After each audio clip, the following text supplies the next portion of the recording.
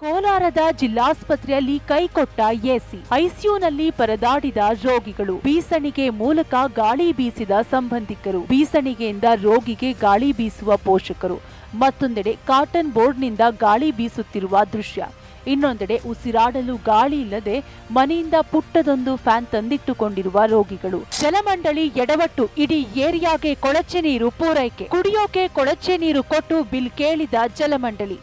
ನೀವು ನೋಡ್ತಾ ಇರೋದು ಯಾವುದೋ ಡ್ರೈನೇಜ್ ಅಥವಾ ಕೊಳಚೆ ನೀರಲ್ಲ, ಬದಲಾಗಿ ಬೆಂಗಳೂರಿನ ಏರಿಯಾ ಒಂದರ ಮನೆ ಮನೆಗೆ ಸೇರುತ್ತಿರೋ ಕುಡಿಯೋ ನೀರಿನ ದೃಶ್ಯ. ಕಳೆದ ಕೆಲ ತಿಂಗಳಿನಿಂದ ಏರಿಯಾದ ಪ್ರತಿ ಮನೆಗೂ ಇದೇ ರೀತಿಯ ಕೊಳಚೆ ಕಾವೇರಿ ನೀರು ಬರ್ತಿದೆ.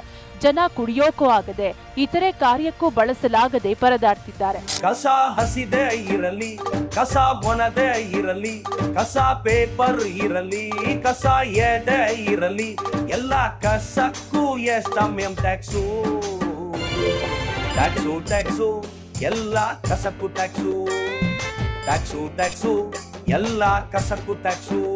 ಕಸ ಹಸಿದೆ ಇರಲಿ, ಕಸ ಒಣದೆ ಇರಲಿ, ಕಸ ಪೇಪರ್ ಇರಲಿ, ಕಸ ಎದೆ ಇರಲಿ.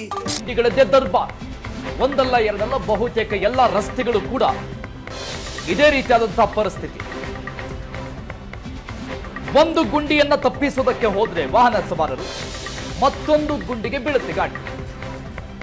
ದಿನವೂ ಕೆಲಸಕ್ಕೆ ಹೋಗುವಾಗ ರಸ್ತೆ ಗುಂಡಿಗಳದ್ದೇ ದೊಡ್ಡ ಸಮಸ್ಯೆ ಆಗ್ಬಿಟ್ಟಿದೆ. ನೋಡಿ, ಬೀದಿ ದೀಪ ಇಲ್ಲದೆ ರಸ್ತೆಯಲ್ಲಿ ಹೆಂಗೆ ಕತ್ಲು